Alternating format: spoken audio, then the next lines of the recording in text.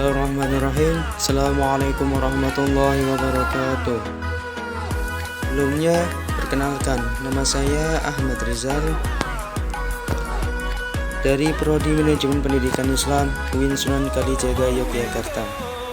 Baik, di sini saya akan coba menerangkan tentang apa itu akal dan wahyu, bagaimana hubungan akal dan wahyu, bagaimana jika dikaitkan dengan new normal seperti sekarang ini. Selanjutnya yaitu mengenai pengertian akal. Apa sih yang kita ketahui tentang akal tersebut? Jadi, akal adalah suatu peralatan rohani manusia yang berfungsi untuk membedakan mana yang salah dan mana yang benar. Ini merupakan bentuk sunatullah yang diberikan oleh Allah Subhanahu wa taala kepada makhluk ciptaannya, yaitu manusia. Di mana sunatullah ini dijadikan sebagai salah satu kelebihan yang dimiliki oleh manusia, yang harapannya dengan kelebihan ini manusia dapat membedakan mana yang salah dan mana yang benar, sehingga dapat lebih lagi menata hidupnya ke jalan yang sesuai dengan ketentuan dan syariat-syariatnya. Selanjutnya itu akal juga merupakan bentuk untuk menganalisis sesuatu yang kemampuannya sangat tergantung luas pengalaman dan tingkat pendidikan formal maupun informal dari manusia pemiliknya. Dalam artian yaitu semakin banyaknya pengalaman, tentu manusia juga akan semakin banyak berpikir. Ketika manusia hanya berdiam diri, tentunya akan sangat jarang manusia tersebut untuk berpikir. Dia hanya stagnan menunggu dan menunggu.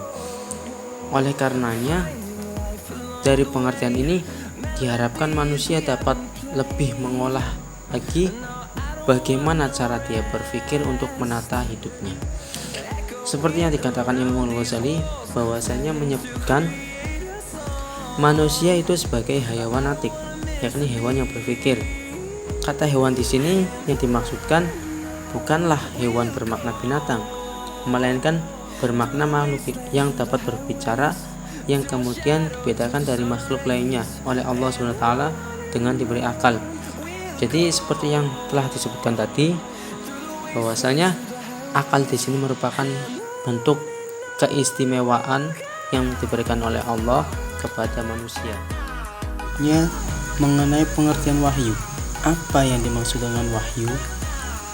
Jadi, al-wahyu dari segi bahasa adalah masdar dari kata kerja wahayahi wahyan. Ada beberapa arti dari kata al-wahyu, yakni memberi isyarat, mengirim utusan, berbisik-bisik, berbicara pada tempat tersembunyi yang tidak diketahui oleh orang lain. Jadi, secara kesimpulan, al-wahyu yaitu seperti pesan khusus yang disampaikan kepada orang khusus, dalam artian seperti pada wahyu yang diterima oleh Nabi Muhammad SAW, yaitu berupa turunnya Al-Quran yang merupakan pedoman bagi seluruh umat Islam. Dari segi istilah, wahyu sendiri ialah nama sesuatu yang disampaikan dengan cara cepat dari Allah ke dalam dada nabi-nabinya, atau dengan cara mengutus, sebagaimana dipergunakan juga untuk lafal Al-Quran dengan mengutus Jibril. Dari pendapat beberapa ulama, yaitu contohnya Khalil Al-Qatan mengatakan bahwa pengertian al-wahyu secara syara adalah kalam Allah yang diturunkan kepada seorang nabi. Jadi seperti yang saya katakan tadi, bahwasanya al-wahyu merupakan pesan khusus yang disampaikan kepada orang khusus. Gunanya untuk apa?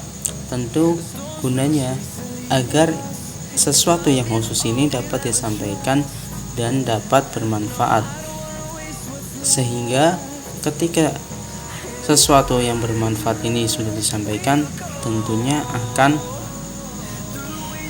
menjadikan sesuatu pesan yang bermanfaat tadi menjadi pesan yang bermakna.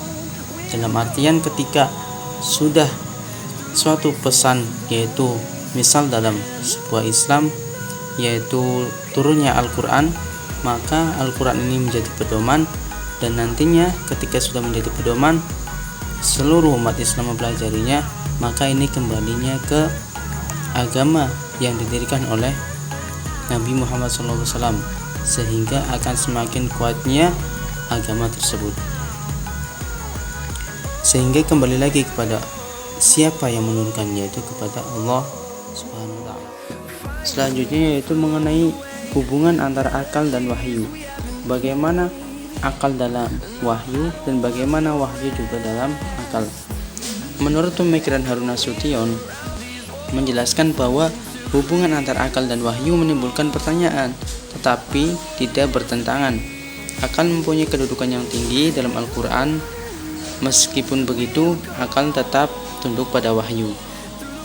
Jadi, pada dasarnya akal dan wahyu memiliki hubungan yang sangat erat, di mana ibarat sebuah organisasi, akal itu merupakan anggotanya dan wahyu merupakan pemimpinnya, di mana setiap pemimpin pasti akan coba memberikan ketentuan-ketentuan dan memberikan arahan pengaturan, dan sebagai anggota tentunya akan mematuhi apa yang ada dalam peraturan tersebut. Sama halnya dengan akal dan wahyu. Akal di sini merupakan ibarat hanya penggerak, walaupun dalam Al-Quran banyak yang menerangkan tentang keutamaan akal sendiri, yaitu untuk berpikir. Yang terakhir yaitu kaitan antara akal dan wahyu dengan new normal seperti sekarang ini. Dalam Islam telah nyata memberikan tawaran solusi atas berbagai persoalan kehidupan. Tidak ada satupun persoalan hidup yang terlewatkan dari solusi Islam. Di saat Allah SWT telah menegaskan bahwa pada hari ini aku sempurnakan bagimu agamamu dalam Quran Surat Al-Maidah ayat 3, maka berarti semua urusan manusia dan segala permasalahannya telah diberikan solusinya dalam Islam, apapun realitas yang dihadapinya.